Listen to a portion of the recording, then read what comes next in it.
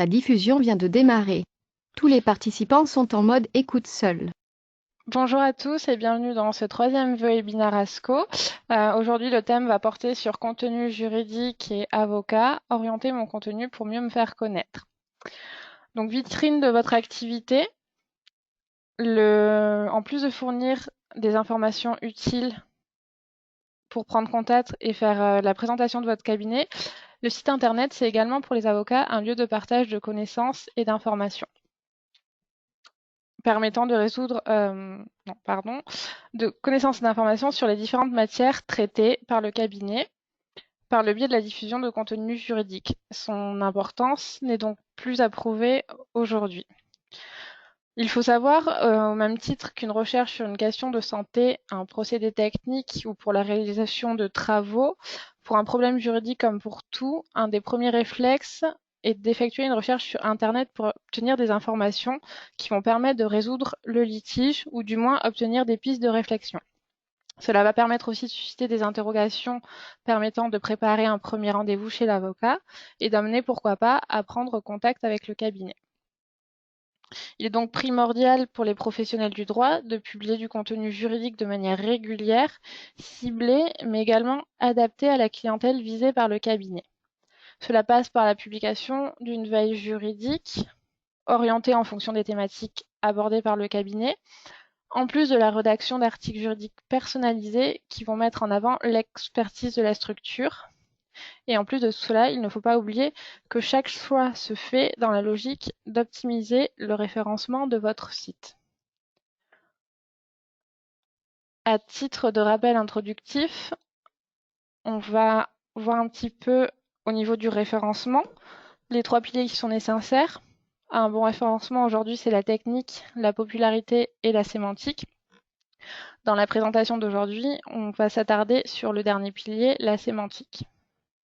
C'est l'occasion aussi de faire un petit sondage de votre côté, savoir si vous rédigez du contenu juridique.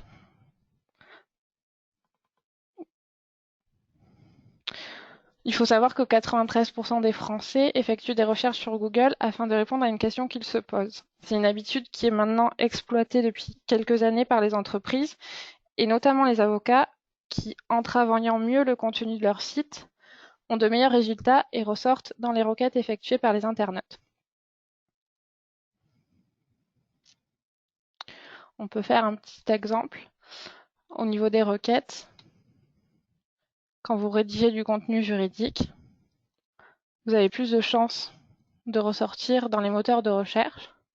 Voilà, on est sur une requête assez simple, des thèmes d'indemnisation de la circulation.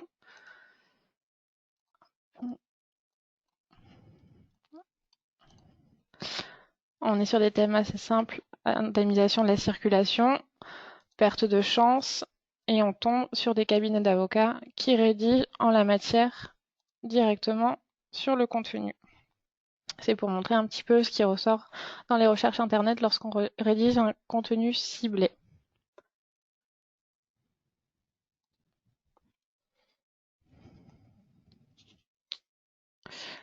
Ainsi, concrètement, pour un cabinet d'avocats, cela suppose d'organiser votre site Internet autour d'éléments fondamentaux. On a la mise en évidence des domaines d'intervention qui vont être concis et structurés et qui vont permettre de parler directement à votre cible et l'éclairer sur votre aptitude à pouvoir répondre à vos questions. Par exemple, les cabinets en droit social n'ont pas tous la même cible. Certains souhaitent privilégier les employeurs, d'autres vont privilégier les salariés. C'est toujours bien de le préciser et de le mettre en avant dans vos domaines d'intervention. L'onglet Actualité, lui, il peut contenir une sous-rubrique Veille juridique et articles, en plus d'un axe événement qui va être destiné à mettre en évidence la vie du cabinet, les recrutements, la participation ou l'organisation de colloques ou toute autre convention. Sans oublier bien évidemment, le contenu de votre site va alimenter vos réseaux sociaux. Chaque article, chaque événement vont être relayés sur votre page professionnelle avec une accroche et parfois une image, ce qui va ainsi créer un maillage autour de votre site internet. C'est l'occasion aussi de voir un petit peu si de votre côté, vous diffusez ou pas sur les réseaux sociaux de l'actualité, de la vie du cabinet.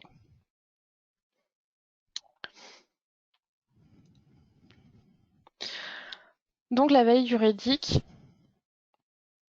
c'est partager régulièrement des actualités juridiques. Ça a plusieurs avantages.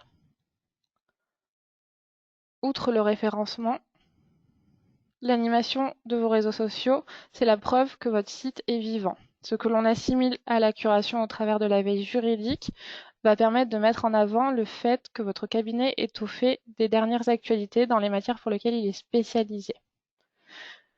Toutefois, les domaines de droit étant assez vastes, il est conseillé aux cabinets d'avocats de se focaliser sur leur cœur d'activité, en proposant aux clients ou aux potentiels clients des actualités qui sont susceptibles de les intéresser. Par exemple, votre cœur d'activité, c'est le droit immobilier, accès promoteur.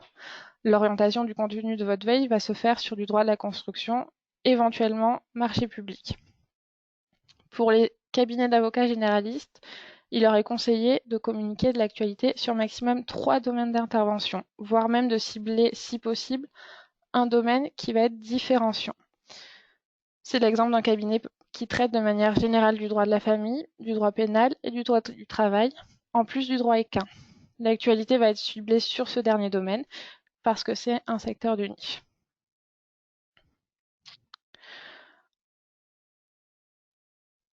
On va faire un petit sondage sur la veille juridique. C'est l'occasion de savoir si vous la faites par des bases de données juridiques, des médias ou les réseaux directement, sachant que la principale limite de la veille juridique, ça tient au fait qu'il s'agit d'un contenu repartagé dont vous n'êtes pas l'auteur, qui redirige vers une source extérieure à votre site. D'où l'importance de privilégier du contenu juridique unique et personnalisé,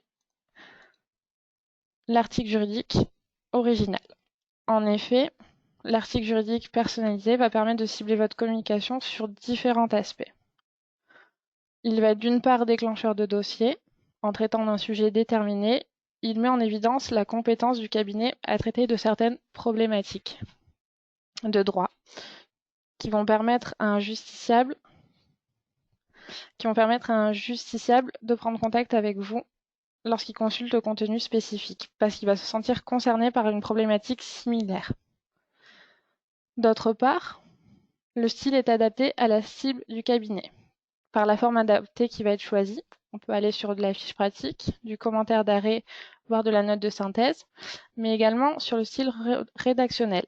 Un style plutôt dévulgarisé ou au contraire une écriture soutenue avec des références juridiques nombreuses comme des renvois vers de la jurisprudence antérieure ou la législation. Vous allez choisir de vous adresser à une clientèle définie, du particulier justiciable ou une cible un petit peu plus institutionnelle, des entreprises, etc. La publication régulière, c'est aussi une source de fidélisation d'une clientèle et preuve que vous êtes un cabinet actif en publiant notamment des contenus sur les dernières actualités propres à votre matière, sans simplement juste les relayer, mais en y agitant votre touche personnelle, votre analyse. C'est notamment le cas au travers d'analyses de réformes ou la publication de décrets récents ou des commentaires sur des jurisprudences inédites. Enfin, la rédaction personnalisée d'un contenu juridique, ça reste la meilleure manière de mettre en avant l'expertise de votre cabinet. Vous vous positionnez en tant qu'expert d'une matière ou d'un sujet. C'est la possibilité pour vous de communiquer sur des sujets inédits ou sur des questions novatrices afin de gagner en réputation, en plus de jouer en matière de référencement. Optimiser la communication par la rédaction d'un article juridique, ça passe généralement par un contenu d'environ 500 mots. Un titre accrocheur, vous devez annoncer l'information traitée tout en vous différenciant des bases de données juridiques qui traitent et qui commandent généralement en premier les dernières actualités juridiques. Une introduction, des sous-titres, des liens qui vont être à la fois internes. Si vous évoquez un principe déjà analysé dans un article précédent, c'est l'occasion de faire un renvoi vers celui-ci. Par exemple, vous évoquez la procédure participative lors du divorce et vous parlez des audiences de mise en état. Vous avez déjà écrit sur les audiences de mise en état. C'est l'occasion de faire un renvoi vers cet article par un lien. Et des liens externes, c'est le cas notamment si vous citez en appui à votre explication de la jurisprudence antérieure, vous pouvez renvoyer vers celle-ci pour consultation. En tout dernier lieu, une image pour illustrer l'article. Voilà. La présentation des axes de développement de la communication via la publication d'un contenu orienté est désormais terminée. Je vous invite, si vous avez des questions, à les poser en utilisant l'outil qui est sur votre droite.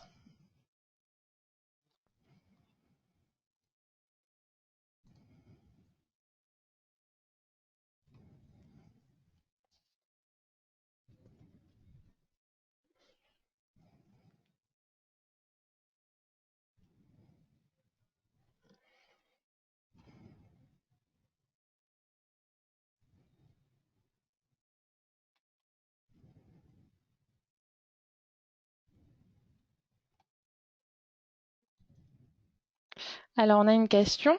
Est-ce que l'article est signé par ASCO ou par le cabinet?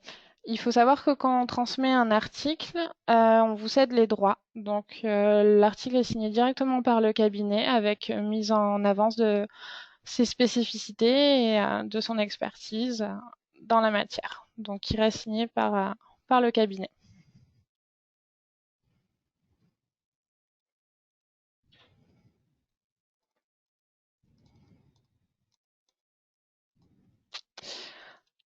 On a une seconde question. Peut-on solliciter ASCO pour la rédaction d'articles juridiques? Oui, bien évidemment.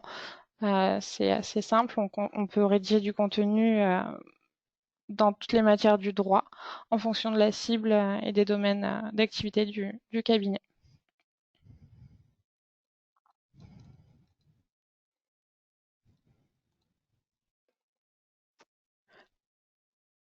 Une autre question concernant est-ce que le process de rédaction par vos services est-il chronophage pour nous? Alors, si ça fonctionne bien, la rédaction d'articles juridiques, elle va passer par un premier entretien où on va vraiment définir la volonté du cabinet en matière de rédaction, sa cible et le style. Et enfin, il y aura généralement 2 échanges par mois. Un premier pour valider les thèmes, le sujet abordé, un second sur le projet d'article pour voir s'il est validé directement ou s'il y a quelques rectifications à faire. Mais généralement, c'est 2 à 3 échanges maximales.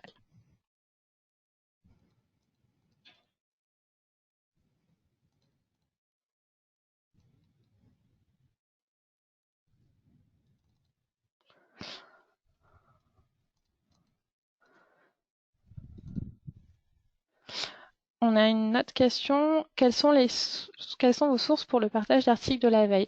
Alors sur la veille juridique, il faut savoir qu'on doit trouver du contenu qui est libre de droit et qui n'est pas écrit par des personnes, on va dire, institutionnelles, des cabinets d'avocats ou des notaires.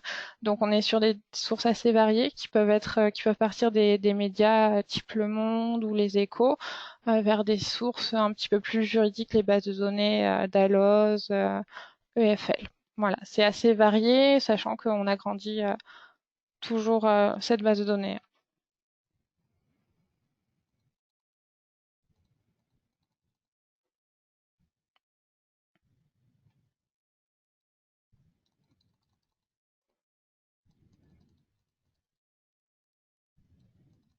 Voilà, donc s'il n'y a plus d'autres questions, le webinaire est terminé.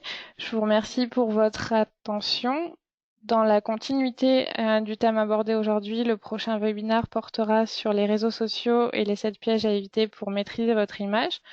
Vous pouvez retrouver le programme de l'ensemble des prochains webinaires. N'hésitez pas à nous contacter si vous voulez des précisions supplémentaires. Encore merci pour votre attention. Au revoir.